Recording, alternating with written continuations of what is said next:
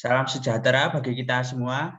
Di sini kami dari kelompok 5 yang terdiri dari Komang Vivit, Isidorus Andrew, dan Jalapaksi. Kami akan mempresentasikan mengenai kepemimpinan, pembelajaran, dan supervisi pendidikan.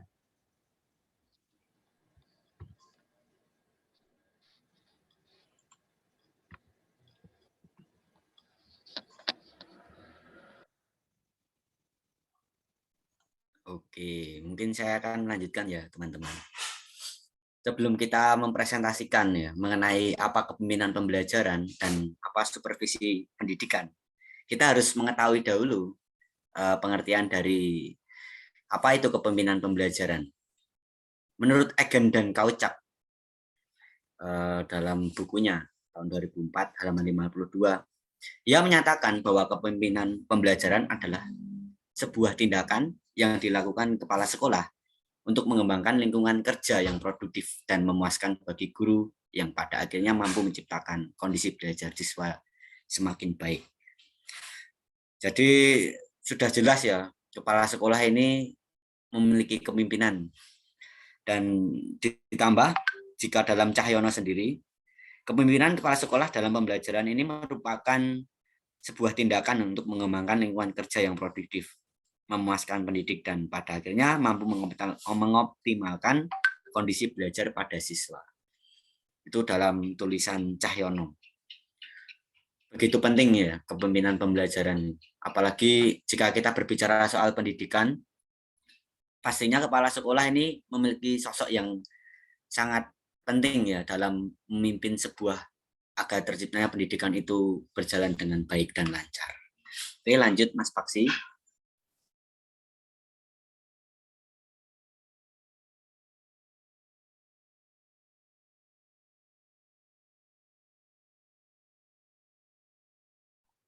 Nah, jika berbicara soal kepemimpinan dalam konteks sekolah, pastinya kepala sekolah ya. Namun, apakah kepala sekolah ini juga bisa menjadi seorang manajer atau pemimpin? Ataukah hanya pemimpin saja, atau mungkin manajer saja? Oh, pastinya bukan. Kepala sekolah itu bisa menjadi dua ciri khas itu, yang menjadi manajer atau pemimpin. Karena jika dilihat lagi, salah satu tugas kepala sekolah adalah yang paling krusial perannya. Dalam arti yang paling krusial ini begitu penting, apalagi jika dirinya sebagai pemimpin dan manajer. Memahami tugas dan fungsi kepala sekolah sendiri sebagai pemimpin atau manajer itu hasilnya juga dapat membantu meningkatkan kinerja kepala sekolah secara umum yang dapat berdampak pada peningkatan mutu pendidikan di sekolah. Bagaimana singkat uraiannya nanti mungkin saya akan menjelaskan ya perbedaan jika kepala sekolah ini menjadi manajer atau menjadi pemimpin. Tapi yang pasti tujuannya sama, yaitu konteks pendidikan, mampu mengelola dalam pendidikan. Oke, lanjut Mas Paksi.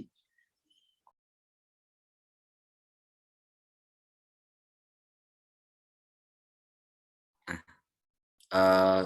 jika dilihat lagi kan kepala sekolah ini bisa menjadi seorang manajer dan pemimpin. Lalu perbedaannya apa? Nah, ini aku mau berbicara mengenai pemimpin dulu. Sebagai pemimpin. Sebagai pemimpin, kepala sekolah ini berfokus untuk mengembangkan visi misi untuk perubahan yang lebih maju dan lebih baik pastinya. Karena di dalam pendidikan, dalam sekolah-sekolah itu pastinya memiliki visi misi. Nah, kepala sekolah ini fokusnya di sini. Ia mampu mengembangkan visi misi tersebut. Apalagi membawa perubahan ke arah yang lebih baik. Yang kedua, sebagai pemimpin, kepala sekolah menentukan strateginya guna menjalankan misi. Jika visi misi tadi sudah jelas, maka ia menjalankan ini strateginya. Bagaimana caranya agar aku bisa mewujudkan visi dan misi itu. Konteks kepala sekolah. Yang ketiga, sebagai pemimpin, kepala sekolah memberikan kebebasan kepada staf untuk menentukan caranya. Namun, kiranya tidak bertentangan dengan misi. Artinya apa? Kepala sekolah itu bebas menentukan tenaga pendidik. Kamu itu mau bagaimana caranya dalam mengelola kelasmu. Tapi yang penting itu tidak bertentangan dengan misi. Asalkan tetap sesuai dengan misi. Begitu. Dan yang terakhir, sebagai pemimpin, kepala sekolah ini mampu memotivasi dan menginspirasi kepada semua staf guna mewujudkan visi dan misi. Jadi di dia mampu mengelola dan berfokus, tapi juga di satu sisi kepala sekolah ini mampu untuk memotivasi agar para staf tenaga pendidik itu mampu juga merasakan kenyamanan ketika seorang kepala sekolah itu memotivasi. Dan tentunya juga kepala sekolah ini juga bisa dikatakan mampu memberikan contoh yang lebih baik ke arah perubahan yang lebih baik. Nah, itu tugas kepala sekolah sebagai pemimpin. Oke, lanjut Mas Paksi.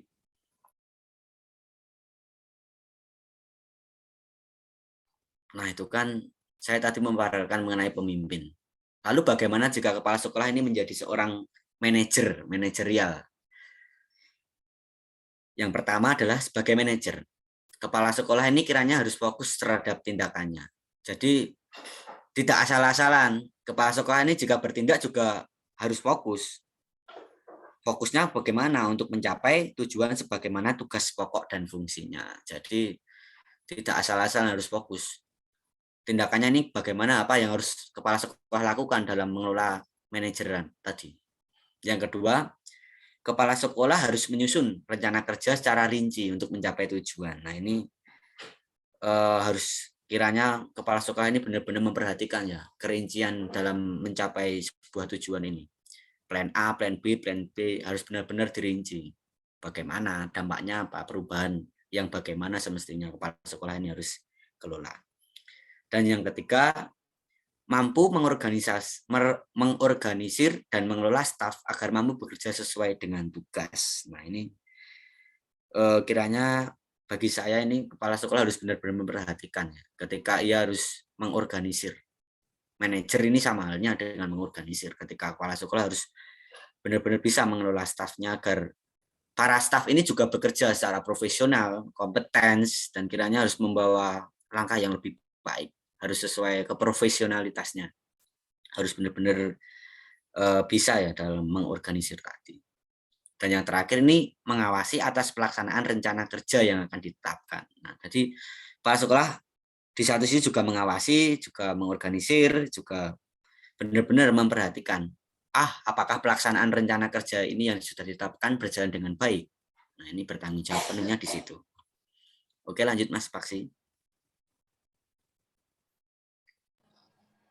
Nah, ketika kita membicarakan mengenai manajer dan pemimpin, lalu bagaimana peran ya? Yang pasti peran kepala sekolah ini mempengaruhi, menggerakkan, memberi arah, memberdayakan, dan mengembangkan pendidik. Lanjut Mas. Nah, lalu manfaat kepala sekolah dalam kepemimpinannya, dalam meningkatkan pengaruhnya. Jadi tidak hanya di satu sisi, itu banyak sekali manfaatnya ketika kepala sekolah menjadi seorang pemimpin. Apalagi kepala sekolah ini sosok yang memiliki sentral yang begitu penting dalam pendidikan. Jadi saya kira ini harus banyak sekali manfaatnya. Yang pertama ini tadi memonitor sistem pengelolaan kurikulum agar sesuai dengan kriteria kualifikasi pendidikan. Jadi kurikulum harus benar-benar dirancang agar sesuai dengan kriteria apakah pendidikan yang dirancang sesuai kurikulum ini baik atau buruk. Nah, ini benar-benar manfaatnya kan begitu. Agar seluruh siswa ini juga mampu dalam menyelesaikan studinya dengan tepat waktu. Karena banyak sekali ya keadaan yang masih cenderung mengutamakan pengembangan kompetensi. Kurikulum tidak sesuai berjalan dengan rencana. Jadi manfaatnya agar kurikulum juga sesuai dan para siswa ini bisa ya merasakan menyelesaikan studinya, pengalaman studi belajarnya, apa yang mereka peroleh ini dengan tepat waktu. Yang kedua ini mengelola kurikulum yang dikembangkan dalam konteks global, di mana banyak tantangan di abad ke-21 ini. Kita tahu ya, abad serba modern ini kan banyak sekali tantangannya yang terjadi ketika dunia dituntut untuk modern. Kalau kepala sekolah tidak bisa mengelola kurikulumnya ini, maka ya percuma. Manfaatnya apa? Manfaatnya dengan menguasai ilmu pengetahuan. Siswa ini harapannya kan bisa menguasai ilmu pengetahuan. Siswa ini bisa kreatif, kritis, berkarakter, toleran, adaptif, dan didukung kemampuan memanfaatkan informasi dan komunikasi. Apalagi jika melihat ya tantangan di abad ke-21 ini, manfaat kepala sekolah dalam pembinaannya sangat begitu penting. Diharapannya siswa mampu dalam itu yang saya katakan tadi, kreatif, kritis, berkarakter gitu. Jadi banyak sekali manfaatnya. Apalagi apa ya? Kalau kita lihat ya, pembelajaran pada saat ini cenderung masih ini menstimulasi indera lihat dan dengar saja. Jadi guru ini hanya sekedar menjelaskan dan sudah selesai gitu, tanpa harus melihat ilmu-ilmunya. Ini kepala sekolah ini dalam kepemimpinannya mampu bisa menghandle staff tadi yang saya pendidikan biar bisa menjadi lebih baik lagi. Tapi di satu sisi kepala sekolah juga selain menjadi pemimpin penghandle untuk para guru-guru ini, harapannya juga kepala sekolah juga mampu dalam mengelola kelasnya.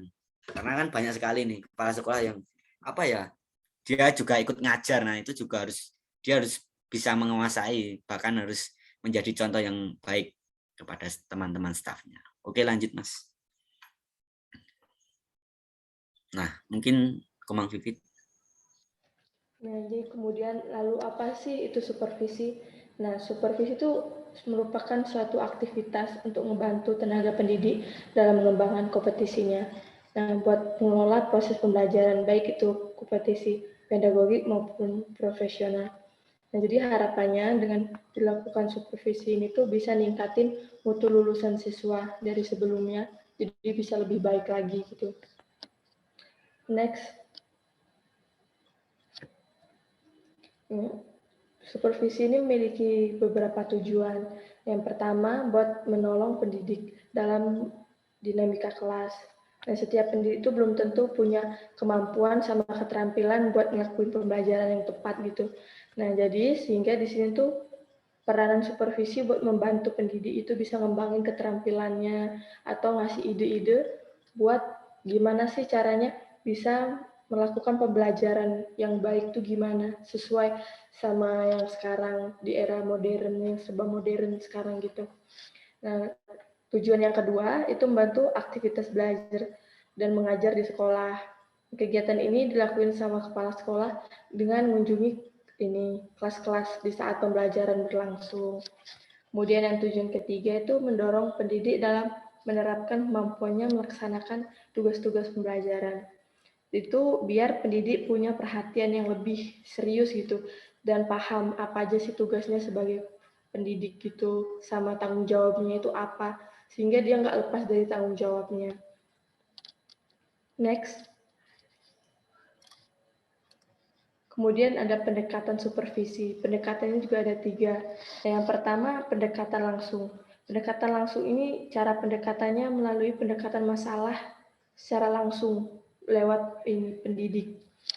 Yang kedua, pendekatan tidak langsung. Sistem pendekatan ini tuh kayak kepala sekolah mendengar, terus kemudian memberi peneguhan, terus kemudian bekerja sama gitu sama pihak-pihak lain buat mencari solusi buat pendidik ini. Gimana sih solusi yang terbaik gitu. Yang ketiga, kemudian kolaborasi. Pendekatan kolaborasi ini campuran antara pendekatan langsung sama tidak langsung. Next.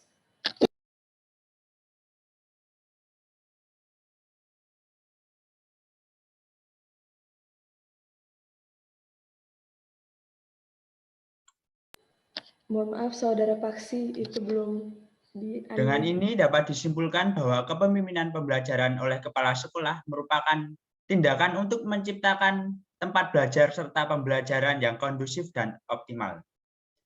Sehingga kepala sekolah tersebut dituntut untuk dapat menyelesaikan semua permasalahan yang ada dengan melibatkan seluruh sumber daya yang terkait. Sedangkan untuk supervisi pendidikan merupakan kegiatan yang dipimpin oleh kepala sekolah yang berguna untuk membantu pendidik tersebut dalam mengembangkan kemampuannya mengelola proses pembelajaran. Supervisi pendidikan tersebut dilaksanakan dengan menyesuaikan masalah dan kondisi pendidik yang akan disupervisi. Kemudian, setelah mereka melakukan supervisi, dilaksanakanlah evaluasi yang bertujuan untuk meningkatkan mutu proses pembelajaran dan kompetisi siswa. Sekian dari kelompok kami. Bila ada pertanyaan dapat dituliskan di kolom komentar. Terima kasih. Terima kasih teman-teman. Presentasi yang menarik ya teman-teman.